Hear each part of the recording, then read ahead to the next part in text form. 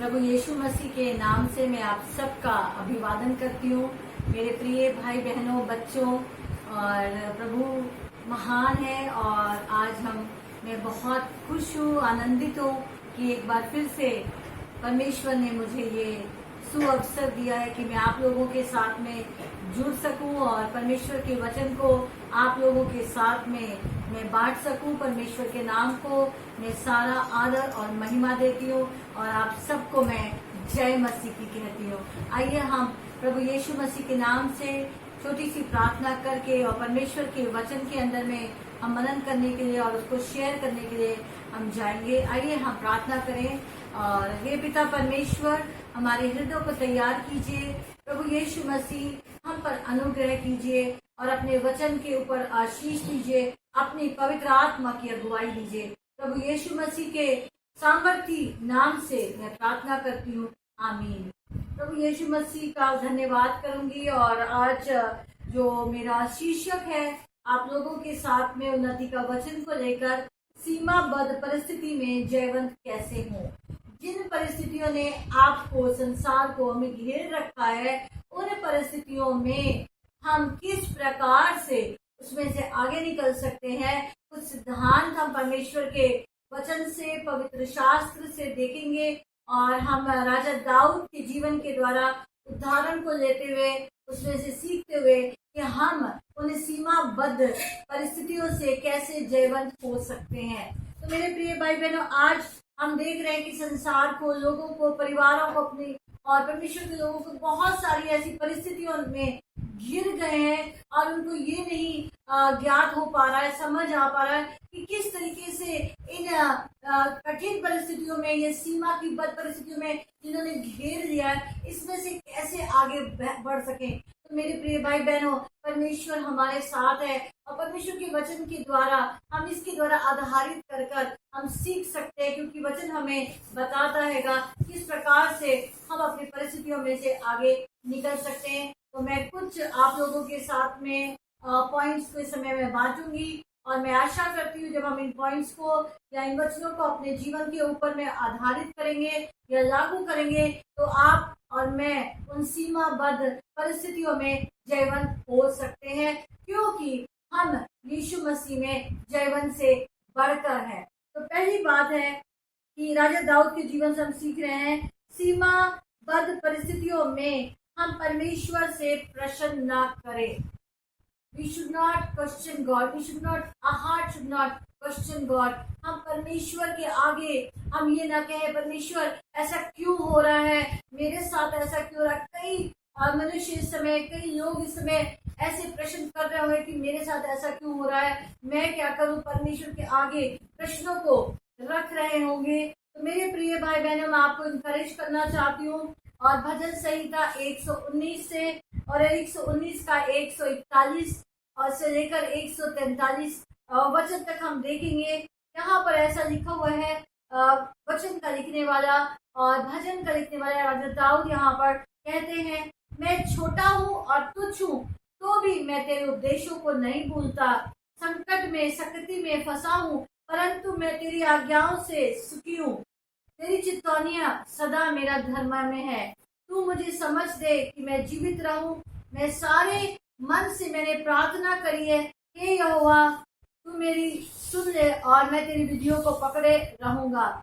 यहाँ पे दाऊद जो है, यहाँ पे जो भजन का लिखने वाला है, वो परमेश्वर के आगे प्रश्न को नहीं रख रहे हैं, लेकिन वो ऐसा उसका दृष्टिकोण है या ऐसा उसका सोच है, वो क्या कह रहे हैं कि मैं छोटा हूँ, मैं तुच्छ हूँ, मैं संकट में फंस गया हूँ, मैं कठिनाइयों में फंस गया हूँ। हो सकता है यहाँ पर मैं जब इन परिस्थितियों में हो और वो कह रहे हो कि हम कैसे इसमें से बाहर निकले, कैसे किस प्रकार से जयवंत हो, तो वो क्या कह रहे, मैं तेरी आज्ञाओं से सुखी हूँ और तेरी चितौनियों से मैं सुखी हूँ। परमेश्वर मुझे समझ दे, मेरी प्रार्थना को सुन कि मैं तेरी विधियों को पकड़े रहें। तो मेरे प्रिय भाई बहनों, प्रभु के आगे हम प्रश्न ना करें, लेकिन हम इस दृष्टिकोण में या हम इस एटीट्यूड को ले कि प्रभु मैं तेरे वचनों के द्वारा अपने आप को इन सीमाबद्ध परिस्थितियों में तुझसे प्रश्न ना करके, बल्कि इसमें मैं अपने आप को बदलकर, अपने दृष्टिकोण को बदलकर मैं तुझसे प्रार्थना करूं और तेरे वचनों के ऊपर अपने ध्यान को लगाऊं। दूसरा पॉइंट अगर हम देखेंगे यहाँ पर कि परमेश्वर की ओर देखें। इन परिस्थितियों में मैंने पहले भी इनकरेज में करती आ रही हूँ और लगातार हम प्रभु के वचन में देखते हैं उसके द्वारा कि हम परिस्थितियों को ना देखें, हम इंसानों को ना देखें, हम परमेश्वर की ओर अपनी आंखों को लगाए रहें। वही हमारा परमेश्वर है और हमारी सहायता उसकी ओर से आएगी। तो परमेश्वर की ओर देखें। और हम यहाँ पर एक बार फिर से भजन संहिता 119 का हम 148 आयत को देख लेंगे। मैंने तुझसे प्रार्थना की है, तू मेरा उद्धार कर और तेरी चितौनियों को मैं माना करूंगा। पाँव फटने से पहले मैंने तेरी दुहाई दी और मेरी आशा तेरे वचनों पे। तो मेरे प्रिय भाई बहनों, यहाँ पर लिखा हुआ है कि हम अपनी आशा को परमेश्वर पर और उसके वचनों पे लगाए। कई बार सुबह होती है और लोग चिंता के अंदर चले जाते हैं, अपनी प्रॉब्लम्स को डिस्कस करने लग जाते हैं। लेकिन यहाँ लिखा हुआ है पाँव के फटने से पहले, यानी कि भोर से ही पहले जब मैं सुबह उठूं तो मैं प्रभु तेरी दुहाई को दूं, तुझसे प्रार्थना करूं और ताकि तू मेरी प्रार्थनाओं को सुने और मुझे इन सीमाबद्ध परिस्थितियों से बाहर निकलने का रास्ता, मार्ग को दिखा सके परमेश्वर। तो मैं सेकंड पॉइंट में इंकरेज करना चाहूंगी कि हम अपनी आंखों को परमेश्वर की ओर देखें। और तीसरा पॉइंट हम देखना चाहेंगे कि हम यहाँ पर देखते हैं कि हमें ये जानना चाहिए कि परिस्थितियां जो है हम उनसे पार जा सकते हैं। परमेश्वर के वचन के अनुसार में हम जानते हैं कि प्रभु जो है वो लाल समुद्र को पार करवा सकता है, अपने लोगों को डूबने नहीं देगा।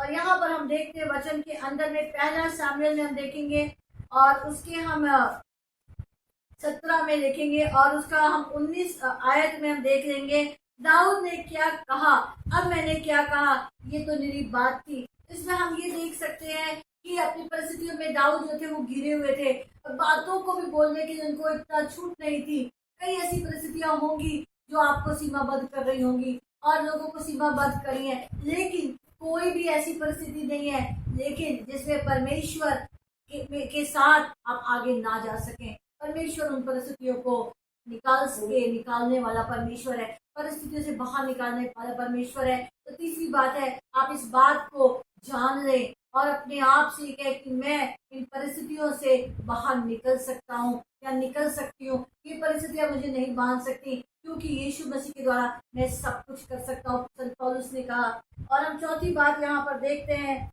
कि परमेश्वर के वचन को मनन करें और उनके वचन के अंदर अपनी आशा को रखें। परेशानियों के ऊपर मनन ना करें, चिंताओं को मनन ना करें, अपनी परिस्थितियों को ना बार बार बात करें। लेकिन मैं आपको इनकरेज करना चाहती हूँ, जो चौथा वचन है, जैसे दाऊद ने ये कहा कि परमेश्वर मैं तेरे चितौनियों पर मनन करूंगा। तो हम परमेश्वर की चितौनियों पर, परमेश्वर के वचनों को, मेरे भाई बहनों बच्चों, परमेश्वर के वचन के अंदर आशा है। और दाऊद यहाँ पे कहते हैं मेरी आशा कभी नहीं टूटेगी।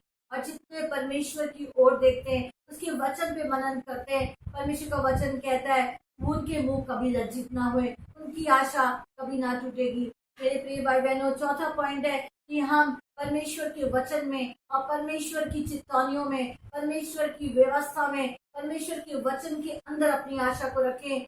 कई लोग कहते हैं हम वचन को पढ़ रहे हैं, हम प्रार्थना कर रहे हैं, लेकिन मेरे प्रिय भाई बहनों, उस वचन के अंदर में हमें आशा रखनी है, उस वचन को अपने जीवन में उतारना है, उस पर हमें जीना है। जो प्रभु ने कहा है जब हम वो करेंगे तो परमेश्वर हमें उन सीमाबद्ध परिस्थितियों के पार लेके जाएगा, जब हम परमेश्वर की उस बात को सुनेंगे जो हमसे वो रोज कहते हैं अपने वचन के द्वारा। क्योंकि जब प्रभु का वचन आता है तो वहां पे ज्योति आती है। हालेलुया। और उसके बाद में पांचवा पॉइंट है, खुद अपनी परिस्थिति को बदलने की चेष्टा ना करें।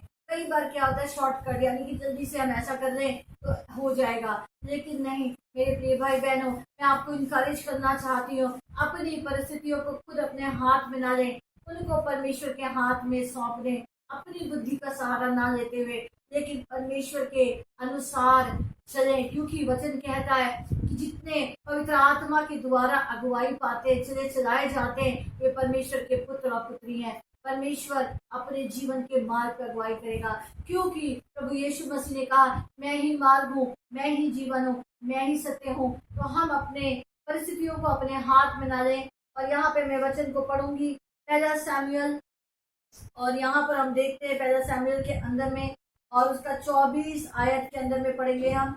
और उसके बाद में हम यहाँ पर देखेंगे प्रभु के वचन से कि किस प्रकार से परमेश्वर जो है अपना जो कार्य है अपने सही समय में करता है। और हम यहाँ पे वचन से पढ़ते हैं भजन संहिता 4 का 1। हे मेरे धर्मी परमेश्वर, जब मैं पुकारूं तो तू मुझे उत्तर दे। जब मैं शक्ति में पड़ा था तूने मुझे विस्तार किया। तू मुझ पर अनुग्रह करता है और मेरी प्रार्थना को सुने। जब शक्ति में परेशानी में है तो परमेश्वर मैं तुझको पुकारूं, लेकिन मैं अपनी बुद्धि का सहारा ना लूं, अपने अनुसार कार्य को न करूं, अपने अनुसार कोई भी फैसलों को न लेते हुए हम परमेश्वर से उसमें मार्गदर्शन को मांगे। तो 5वां पॉइंट है हमारा ये कि परमेश्वर के द्वारा जो है अपनी परिस्थितियों को खुद बदलने की चेष्टा ना करें। और उसके बाद 6वां पॉइंट हम देखेंगे, परमेश्वर के नियुक्त समय का इंतजार करें। परमेश्वर का अपॉइंटेड टाइम, परमेश्वर ने हर चीजों का समय को ठहराया है। हर चीज का इस पृथ्वी के ऊपर एक समय हैगा, और समय से पहले अगर हम देखते हैं फल को भी तोड़ने की कोशिश करते हैं तो वो फल भी कच्चा होता है और उसमें स्वाद नहीं होता। तो मेरे प्रिय भाई बहनों, परमेश्वर जो है उसने हर एक चीज का समय को नियुक्त करा है। और हम यहाँ पर देखेंगे कि वचन के अंदर में देखेंगे कि जब समय आता है तो परमेश्वर जो है हमारे उस वचन को जो है वो तैयार करता है और हमको जो है उसमें से निकालने के लिए रास्तों को तैयार करता है। मेरे प्रिय भाई बहनों, हम यहाँ पर देखें कि परमेश्वर जो है हमारे लिए मार्ग को तैयार करता है।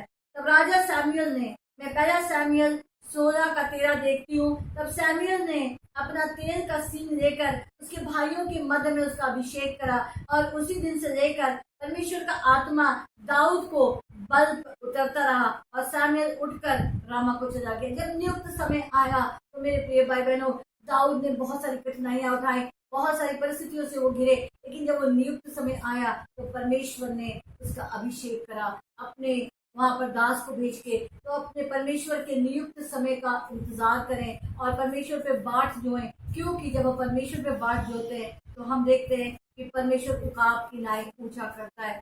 और उसके बाद में हम देखते हैं कि परमेश्वर के नियुक्त समय का इंतजार करें। 7वां पॉइंट, परमेश्वर का आत्मा सामर्थ्य रूप से आपके साथ में कार्य करे। तो हमें पवित्र आत्मा का साथ में सहभागिता करके, कोऑपरेशन करके, क्योंकि वचन कहता है पवित्र आत्मा हमारी अगुवाई करता है, और जो हम में है वो उससे बढ़कर है जो संसार के अंदर है। और परमेश्वर का आत्मा हमारी अगुवाई करता है, वो हमारी सहायता करता है, वो हमारी अगुवाई करता है। तो परमेश्वर के आत्मा का सहयोग को मांगे, परमेश्वर के वचन में होकर और उसके आत्मा में भरकर हम हर फैसले को लेने वाले हों अपनी सीमाबद्ध परिस्थितियों में, क्योंकि वचन कहता है जहाँ पर परमेश्वर का आत्मा है, प्रभु का आत्मा है, वह छुटकारा है। तो परमेश्वर उन सीमाबद्ध परिस्थितियों से, उन बेड़ियों से, उन संकटों से, उन बाधाओं से निकालने के लिए परमेश्वर का आत्मा छुटकारा देता है जब हम परमेश्वर के ऊपर इंतजार करते हैं। तो मेरे प्रिय भाई बहनों, और मैं 8वां पॉइंट जो कहना चाहूंगी, अपनी परिस्थितियों में वो लगातार देखते ना जाएं और उसमें परमेश्वर की सहायता को मांगे और दूसरों की सहायता करें। इस समय में कई बार कई लोग जो अगर हम सुनते हैं या बात करते हैं या उनकी परिस्थितियों के बारे में देखते हैं, लगातार लोग अपनी ही परिस्थिति को लेकर उसी के अंदर में जो है घिरे चले जाते हैं, डिवेल्व करते रहते हैं, बार बार उन्हीं परिस्थितियों के ऊपर में मनन करते हैं और इस तरीके से निराशा के अंदर प्रवेश करते हैं, नकारात्मक विचारों में प्रवेश करते हैं। मुख से नकारात्मक विचारों को निकालकर परिस्थिति को बेहतर से बदतर बन जाती है। तो मेरे प्रिय भाई बहन, हम सीख रहे हैं जो सीमाबद्ध परिस्थितियां हैं उनके अंदर किस प्रकार से हम जयवंत हो सकते हैं। जब अपनी परिस्थिति में आप हैं या मैं है तो उन परिस्थितियों में हमें लोगों की सहायता करने की आवश्यकता है। अपनी परिस्थिति को प्रभु को देकर हमें आगे बढ़ना है। और यहाँ पर लिखा हुआ है, मगर वचन में कहते हैं, और यहाँ पे पहला सैमुअल 22 यहाँ पर 22 अध्याय का और 21 और 23 देखते हैं। तब अब्यातार ने दाऊद को बताया, शाऊल ने राजा के याजकों से वध किया, इसलिए तू मेरे साथ निडर रहे। जो मेरे प्राण के गाहक है वही तेरे प्राण के गाहक है, परंतु मेरे साथ रहने से तेरी रक्षा होगी। तो मेरे प्रिय भाई बहनों, इस समय लोगों को हमारे साथ की जरूरत है, हमारे इनकरेजमेंट की जरूरत है, उस वचन की जरूरत है। परमेश्वर में इनकरेज हो और दूसरों की सहायता करें। वचन के द्वारा उनको निकालें, क्योंकि परमेश्वर और उसका आत्मा, उसका वचन ही इस समय जो है हमारे दुखों से निकलने के लिए, सीमाबद्ध परिस्थितियों से निकलने के लिए एकमात्र केवल उपाय है। और परमेश्वर उपाय करने वाला परमेश्वर है। तो मेरे प्रिय भाई बहनों, इस समय जो है दूसरों के साथ, जो आखिरी बात है मैं कहना चाहूंगी कि दूसरों के साथ उनकी परिस्थितियों में, जो हमने यहाँ वचन पढ़ा, उनके साथ में खड़े हो। उनकी परिस्थितियों में इस समय लोग बहुत दुख में है, बहुत कठिनाई में। जब दाऊद अपनी गुफा की परिस्थिति में था, और यहाँ पे पहला शमूएल 22 अध्याय में लिखा हुआ है, जब वो अपनी परेशानी के अंदर में था,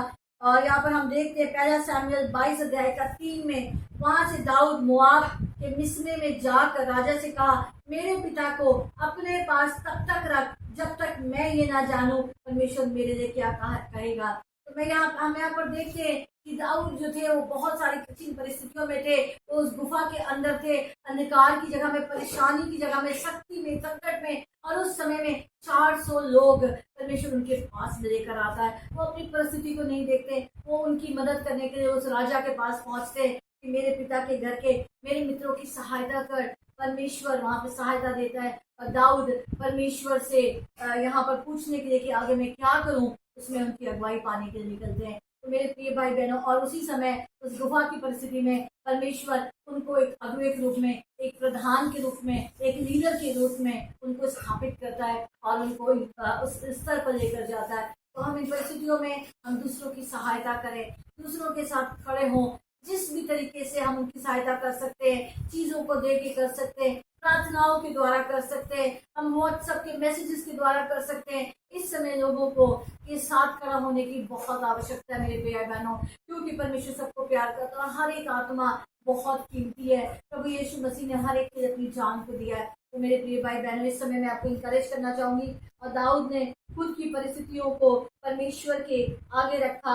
हम अपनी परिस्थितियों को नहीं बदल सकते। और दाऊद हम देखते हैं कि वो अपने जीवन के मार्ग पे आगे चलते चले गए और परमेश्वर के उस अभिषेक को उन्होंने पाया, और वो राजा की तरह उनको अभिषेक किया गया और उनको परमेश्वर ने उस पद तक पहुंचाया अपनी परिस्थितियों में से होते हुए। तो मेरे प्रिय भाई बहनों, कोई भी ऐसी परिस्थिति नहीं है जो आपको और मुझे सीमाबद्ध कर सकती। जब परमेश्वर हमारे साथ है तो हमारा विरोधी कौन हो सकता है। तो सीमाबद्ध परिस्थितियों में अपने को ना बांध ले, अपने लोगों को ना बांध ले, लेकिन उनमें से निकलने के लिए इन वचनों के ऊपर चले जो आज हमने मनन करा है कि परमेश्वर जो है हमारे साथ है। उसके वचन पे चले, कि आत्मा की अगुवाई को ले, अपनी परिस्थितियों को ना डोल करे, लेकिन बाहर निकल कर दूसरों की सहायता कर सकते हैं। हम जिस भी तरीके से हम सहायता करें, लेकिन प्रभु का वचन कहता है जो दूसरों की खेती को सीखता है परमेश्वर उसकी खेती को सीखता है।